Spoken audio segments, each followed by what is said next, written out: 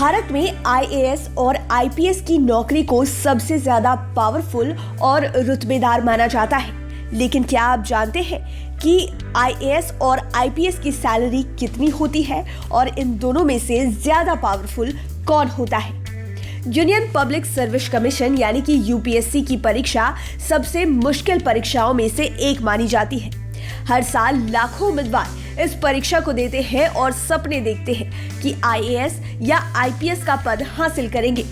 ऐसे में हम आपको बताने जा रहे हैं कि आईएएस और आईपीएस में से कौन सा पद ज्यादा शक्तिशाली होता है और इनकी सैलरी कितनी होती है। आईएएस यानी कि इंडियन एडमिनिस्ट्रेटिव सर्विस, जिसके जरिए आप ब्यूरोक्रेसी में एंट्री करते हैं।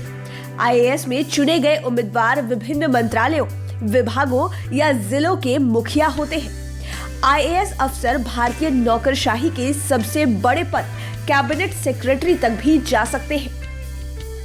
वहीं आईपीएस यानी कि इंडियन पुलिस सर्विस के जरिए आप पुलिस महकमे के आला अफसरों में शुमार होते हैं। इसमें ट्रेनी आईपीएस से डीजीपी या इंटेलिजेंस ब्यूरो सीबीआई चीफ तक पहुंचा जा सकता है।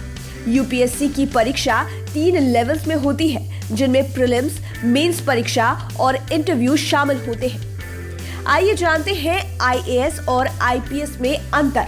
आईएएस का कोई ड्रेस कोड नहीं होता है, वह हमेशा फॉर्मल ड्रेस में रहते हैं, लेकिन आईपीएस हमेशा ड्यूटी के दौरान वर्दी पहनते हैं। वहीं एक आईएएस के साथ 1 या 2 अंगरक्षक मिलेंगे, वहीं एक आईपीएस के साथ पूरी पुलिस फोर्स चलती है। जब आईएएस बनते हैं तो एक मेडल दिया जाता है। इसके विपरीत जब आईपीएस बनते हैं तो स्वॉर्ड ऑफ ऑनर अवार्ड से सम्मानित किया जाता है। आइए जानते हैं आईएएस और आईपीएस के कार्य क्या होते हैं। एक आईएएस अधिकारी लोक प्रशासन और नीति निर्माण और कार्यान्वयन के लिए जिम्मेदार होता है, यानी सरकार जो नीतियां बनाती है उन्हें लागू करवाने का काम एक आईएएस अधिकारी का होता है। वहीं एक आईपीएस अधिकारी कानून और व्यवस्था बनाए रखने और क्षेत्र में अपराध रोकने की जिम्मेदारी लेता है। अब जानते हैं कि आईएएस और आईपीएस की ट्रेनिंग कैसे होती है। आईएएस तथा आईपीएस की शुरू के 3 महीने की ट्रेनिंग लाल बहादुर शास्त्री राष्ट्रीय प्रशासन अकेडमी यानी कि लबसना में होती है, जिसे फाउंडेशन कोर्स भी कहते हैं। उसके बाद आईपीएस प्रशिक्षुओं को सरदार वल्लभ भाई पटेल राष्ट्रीय पुलिस अकेडमी हैदराबाद भेज दिया जाता है, जहां उन्हें पुलिस की ट्रेनिंग दी जाती है। हम पहले ही बता चुके हैं कि जो उम्मीदवार आईएएस ट्रेनिंग में टॉप करते हैं उन्हें मेडल और आईपीएस ट्रेनिंग में टॉप करने वाले उम्मीदवार को स्वॉर्ड ऑफ ऑनर दिया जाता है।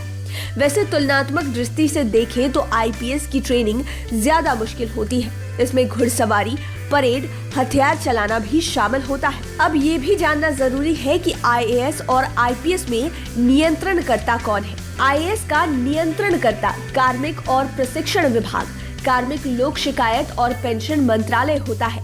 वहीं आईपीएस का नियंत्रणकर्ता गृह मंत्रालय होता है। अब जानते हैं डिपार्टमेंट और सैलरी के बारे में। एक आईएएस अधिकारी को सरकारी विभाग और कई मंत्रालयों का काम दिया जाता है। वहीं आईपीएस अधिकारी पुलिस विभाग में काम करता है। वहीं अगर सैलरी की बात करें तो आईएएस की सैलरी आईपीएस से ज्यादा होती है। 7वें पे कमीशन के बाद की बात करें तो एक आईएएस का वेतन 56,100 से 2.5 लाख रुपए प्रति माह होता है। इसके साथ कई सुविधाएं भी दी जाती है। वहीं आईपीएस का वेतन 56,100 रुपए प्रति माह से लेकर 2,25,000 रुपए प्रति माह तक होता है। आपको बता दें कि एक क्षेत्र में आईएएस एक ही होता है, वहीं आईपीएस एक से अधिक हो सकते हैं। पदानुक्रम रैंक की बात करें तो आईएएस सर्वोच्च रैंक है। आपको बता दें कि एक आईएएस ही किसी जिले का डीएम बनता है, वहीं एक जिले में एसपी एक आईपीएस ही बनता है। आईएएस तथा आईपीएस दोनों ही सेवाओं का जॉब प्रोफाइल बहुत ही सर्वोच्च होता है और दोनों ही बहुत शक्तिशाली पद है। लेकिन आईएएस एक डीएम के रूप में काफी ज्यादा शक्तिशाली होता है, वहीं एक आईपीएस के पास केवल अपने विभाग की जिम्मेदारी होती है। डीएम के रूप में एक आईएएस अधिकारी पुलिस विभाग के साथ साथ अन्य विभागों का भी मुखिया होता है।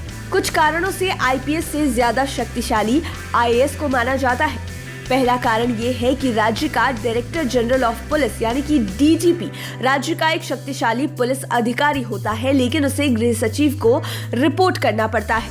वहीं सचिव रैंक का जो अधिकारी होता है वह एक आईएएस अधिकारी होता है। ऐसे में आईपीएस अपनी रिपोर्ट आईएएस को रिपोर्ट करता है। वहीं अक्सर देखा जाता है कि सीबीआई, सीआरपीएफ, बीएसएफ जैसे केंद्रीय पुलिस बलों के सभी प्रमुख आईएएस सचिवों को रिपोर्ट करते हैं। ऐसे में एक आईपीएस को आईएएस के अंडर काम करना पड़ता है। आपको बता दें कि डीजीपी को गृह सचिव को रिपोर्ट करने की आवश्यकता होती है और गृह सचिव डीजीपी का बॉस नहीं होता है, वह एक दूसरे के साथ समन्वय में काम करते हैं। लाइव सिटीज के लिए गरिमा भारती की रिपोर्ट।